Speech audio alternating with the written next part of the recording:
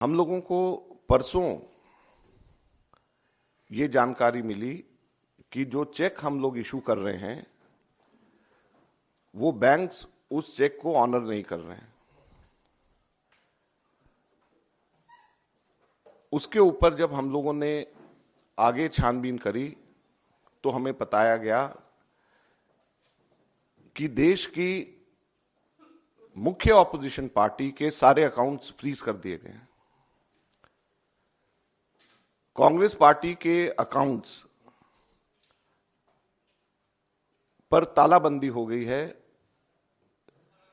Congress party के accounts freeze कर दिए गए हैं। हमारे देश में लोकतंत्र पर तालाबंदी हो गई है और ये कांग्रेस पार्टी के अकाउंट्स फ्रीज नहीं हुए हैं, हमारे देश में डेमोक्रेसी फ्रीज हुई है। हैरानी की बात यह है कि जब 2 हफ्ते केवल यह हफ्ता चुनाव घोषणा के लिए रह गए हों, ऐसे समय में प्रमुख ऑपोजिशन पार्टी के अकाउंट फ्रीज करके यह सरकार क्या दिखाना चाहती है और किस आधार पर फ्रीज करे गए हैं, मैं आपको बताना चाहूंगा तो हास्यास्पद है। और ना केवल कांग्रेस पार्टी के, कल शाम को यूथ कांग्रेस के भी अकाउंट्स फ्रीज कर दिए गए और यूथ कांग्रेस और कांग्रेस दोनों के अकाउंट्स जो फ्रीज करे गए हैं, 210 करोड़ की रिकवरी इनकम टैक्स डिपार्टमेंट ने यूथ कांग्रेस और कांग्रेस से मांगी। 210 करोड़ की कुल रिकवरी। और यह पैसा किसका है? यह कोई धनाढ्य पूंजीपतियों का पैसा, कॉर्पोरेट टैक्स का पैसा नहीं, कॉर्पोरेट बॉन्ड्स का पैसा नहीं है। यह पैसा जो कांग्रेस पार्टी के अकाउंट्स में है वो ऑनलाइन जो हम लोगों ने क्राउड फंडिंग जो करा है उसका पैसा पड़ा हुआ है। लगभग 25 करोड़ रुपया हमारा इकट्ठा हुआ है जो हमारे देश के अंदर, जिसमें 95% से भी ज्यादा पैसा 100 रुपए से भी कम यूपीआई से लोगों ने जमा कराया है। यूथ कांग्रेस का जो पैसा है, यूथ कांग्रेस की मेंबरशिप ड्राइव का पैसा है और वो पैसा इनकम टैक्स ने, भारत सरकार ने फ्रीज कर दिया है। हैरानी और दुख की बात है। और दूसरी तरफ जो कॉर्पोरेट बॉन्ड्स का पैसा जो सुप्रीम कोर्ट ने जिसको अनकॉन्स्टिट्यूशनल कर दिया है, वो भारतीय जनता पार्टी के पास में वो पूरा पैसा है और उसको वो खर्च कर रही है। तो लोकतंत्र कहां पे हमारे देश के अंदर जिंदा रहेगा? मैं इसलिए आज आपको बताना चाहता हूं और कहना चाहता हूं दुख से कि हमारे देश के अंदर लोकतंत्र खत्म हो गया है। लोकतंत्र पे बेड़ियां लग गई हैं, लोकतंत्र पे तालाबंदी हो गई है। ये कांग्रेस के अकाउंट के ऊपर तालाबंदी या बेड़ियां नहीं है, ये लोकतंत्र के ऊपर तालाबंदी और बेड़ियां हैं। चुनाव से 2 हफ्ता पहले अगर किसी भी पॉलिटिकल पार्टी के अकाउंट जब फ्रीज हो जाते हैं, उसके ऊपर तालाबंदी हो जाती है, तो ये लोकतंत्र के लिए इससे ज्यादा चिंता और दुख की बात नहीं हो सकती। क्या हमारे देश के अंदर एक पार्टी का ही सिस्टम रहेगा? क्या हमारे लोकतंत्र के अंदर वन पार्टी पॉलिटिक्स हमारे देश के अंदर रहेगी? बाकी सभी के सभी पार्टियों के अकाउंट्स फ्रीज हो जाएंगे? बाकी पार्टीज को क्या रहने का अधिकार नहीं है? अब मैं आपको बताता हूं कि ये किस रीजन से ये सील किया गया और किस रीजन से सील किया गया है, और उसकी टाइमिंग आप समझ लेंगे तो इससे ज्यादा हास्यास्पद बात नहीं हो सकती।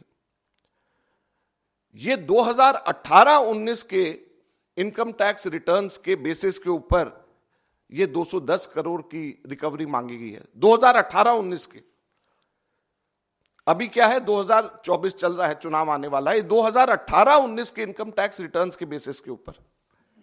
और क्या कारण है? 2 कारण।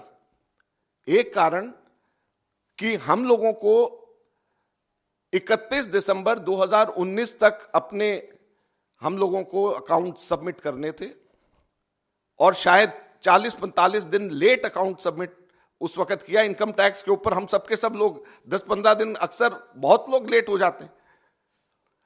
उसके बेसिस के ऊपर एक कारण ये। और दूसरा कारण क्या है कि 2018-19 इलेक्शन का वर्ष था और उस इलेक्शन के वर्ष में कुल 199 करोड़ की 199 करोड़ की रिसीप्ट कांग्रेस पार्टी की थी जो इलेक्शंस में खर्च हुए थे। 199 करोड़। उसमें से सिर्फ 14,40,000 रुपया, सिर्फ 14,40,000 रुपया हमारे कांग्रेस के एमपीज और एमएलएज ने एक महीने की अपनी तनख्वाह कैश में जमा कराई थी। सिर्फ 14,40,000 रुपया, और सिर्फ 14,40,000 रुपया कैश में जमा कराया। इसकी वजह से 210 करोड़ का रिकवरी का पेनल्टी कांग्रेस के ऊपर लगा दी गई है, यह कारण है। और 2018-19 का किया हुआ आज जाकर के 5 साल के बाद में चुनाव की घोषणा से 2 हफ्ते पहले हमारे अकाउंट्स इसको लेकर के फ्रीज कर दिए जाते हैं। यह बड़े शर्म की बात है। हम लोग ये मांग करते हैं कि अगर अकाउंट फ्रीज होने चाहिए तो जो अनकॉन्स्टिट्यूशनल कॉर्पोरेट बॉन्ड्स जो बीजेपी ने अपने खाते में डाले हुए हैं वो बीजेपी के अकाउंट सील होने चाहिए, वो फ्रीज होने चाहिए, जिसके बारे में सुप्रीम कोर्ट ने कहा है कि ये अनकॉन्स्टिट्यूशनल है। जो हमारा कांग्रेस का जो पैसा है, ये सारा पैसा तो हमारे कार्यकर्ताओं ने ऑनलाइन डोनेशन से, क्राउड फंडिंग के माध्यम से, यूथ कांग्रेस ने अपना पैसा सारा का सारा, ये जो अभी जो उनका हुआ है पैसा जो उनका इकट्ठा होता है, आप सब लोग जानते हो, मेंबरशिप ड्राइव से वो पैसा इकट्ठा करते हैं।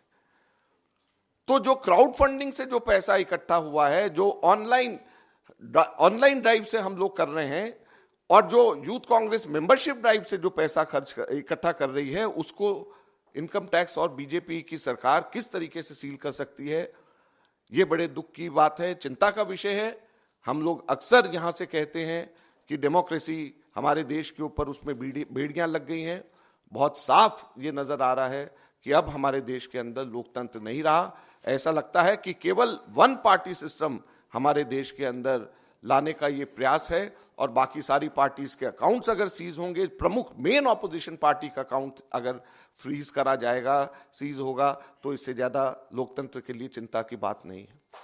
हम लोगों ने इनकम टैक्स एपेलेट ट्रिब्यूनल में परसों ही अर्जी लगाई है, और अभी जब मैं आप लोगों के सामने बोल रहा हूं तो इनकम टैक्स एपेलेट ट्रिब्यूनल के पास में हमारी अर्जी पे सुनवाई हो रही है, और ये हम उम्मीद करते हैं कि हमारे देश की जुडिशरी इस लोकतंत्र की रक्षा करेगी। हमारा पूरा भरोसा हमारे देश की जुडिशरी पे है, और हम उम्मीद करेंगे कि हमारे देश की जुडिशरी लोकतंत्र के ऊपर जो ये हमला हुआ है और लोकतंत्र को बेड़ियों में बांधने की जो कोशिश हो रही है, इससे इन बेड़ियों को खोलेगी और लोकतंत्र को हमारे देश में वापस बहाल करेगी। अब हमारे को जुडिशरी के ऊपर ही भरोसा है। कांग्रेस पार्टी आगे आने वाले दिनों में सड़क पर उतर करके लोकतंत्र की रक्षा करने के लिए लड़ाई लड़ेगी। मैं आज ही अभी यहाँ से निकल करके राहुल गांधी जी से मिलने के लिए जा रहा हूँ, उनको मैं पूरा ब्रीफ करूँगा, और मैं उम्मीद करूँगा कि आप सब लोगों का, मीडिया का खास तौर के ऊपर इसमें सहयोग हमारे को मिले, और आप जनता तक के सही बात बताएं, जुडिशरी हमारी रक्षा करे, और कांग्रेस पार्टी सड़क के ऊपर उतर करके इस लड़ाई को लड़ेगी। धन्यवाद।